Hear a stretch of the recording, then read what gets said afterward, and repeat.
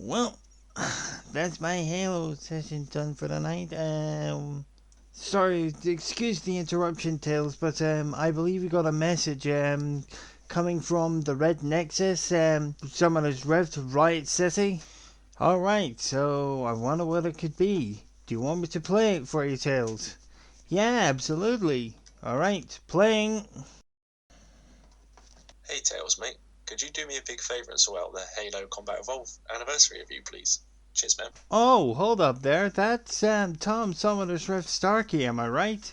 Yep, I recognize that voice. So, alright, so, James, requesting permission to review Halo Combat Evolved Anniversary on the PC version of the Master Chief Collection. Permission granted, Tails. Weapons free. Roger that.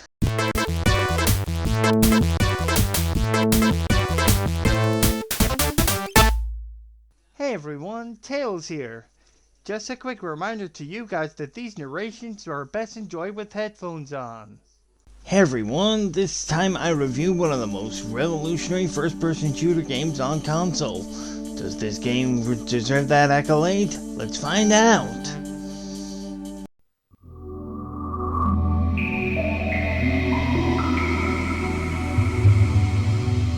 In the late 90s, the console wars was a three-horse race: Nintendo, Sega, and Sony. In 2001, one of those three titans of the industry came crashing down. After two successive console failures, Sega pulled out the console race. During the failing company's fall from grace, PC operating system manufacturer Microsoft approached Sega to create a console to challenge Sony.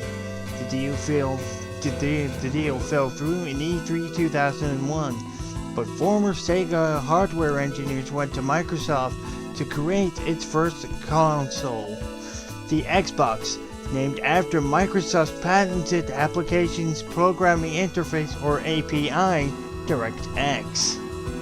During this time, Bungie was developing games for Mac.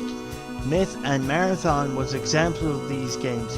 Another example was a RTS showcased in Macworld in 1999. The game is called Halo Combat Evolved. Microsoft was looking for a good launch title. In March 2000, Microsoft bought Bungie. Bungie went under the Microsoft Game Studios brand, and Halo was transformed into a first-person shooter. The game picks up shortly after the events of Halo Reach. The year is 2552. An alliance of alien races called the Covenant has been at war with humanity. We are losing. A vital human military asset, the planet Reach, was overwhelmed. The extinction and defeat seemed certain. You play as John 117, the last Spartan super soldier who finds himself aboard the UNSC frigate the Pillar of Autumn, which had just fled from the fall of Reach. Unfortunately, the ship gets chased down by the Covenant ships, and your ship gets abandoned. You then find yourself in Installation 01, the first Halo ring, a super weapon built by the Forerunners capable of destruction on a galactic scale.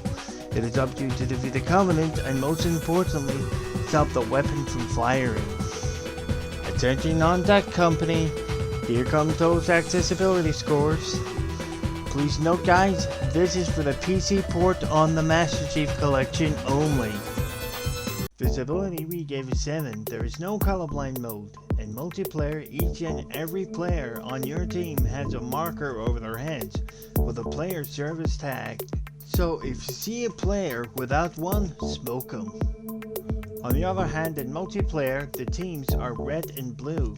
We understand that it's red and green are hardest hit, but it needs addressing nonetheless. Audibility we gave a 10. In-game subtitles can be activated via the options menu, so you should be able to play this game with no issues. Mobility we gave it 10.5. There are options for both mouse and keyboards and controller.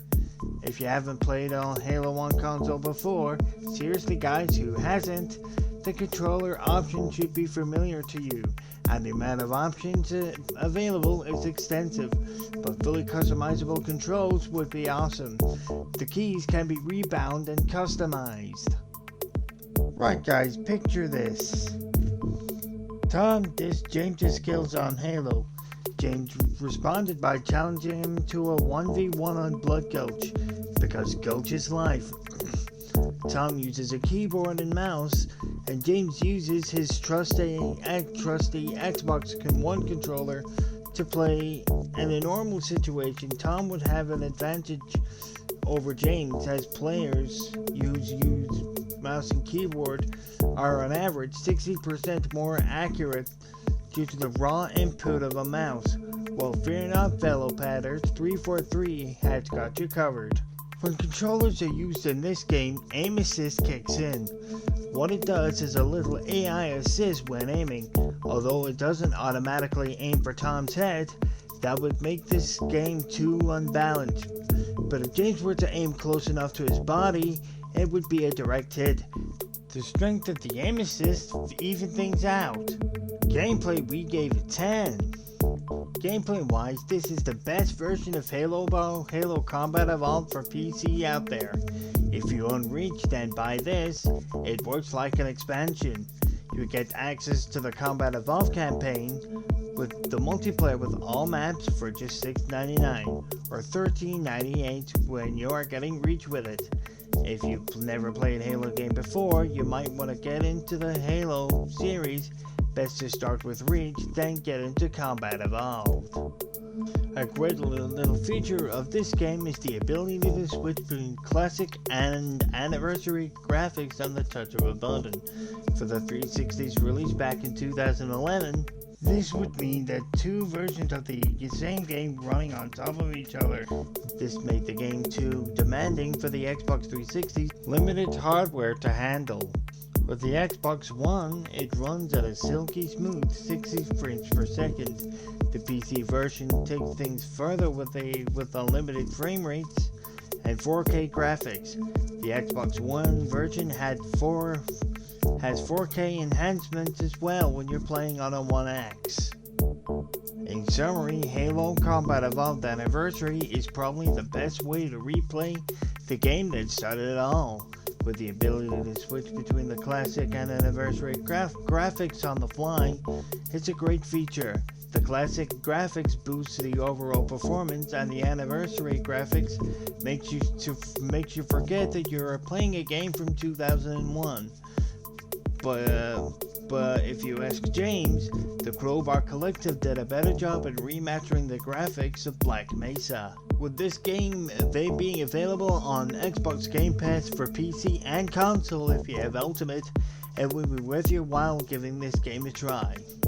And the overall score is 93.75%. See you guys in the next review.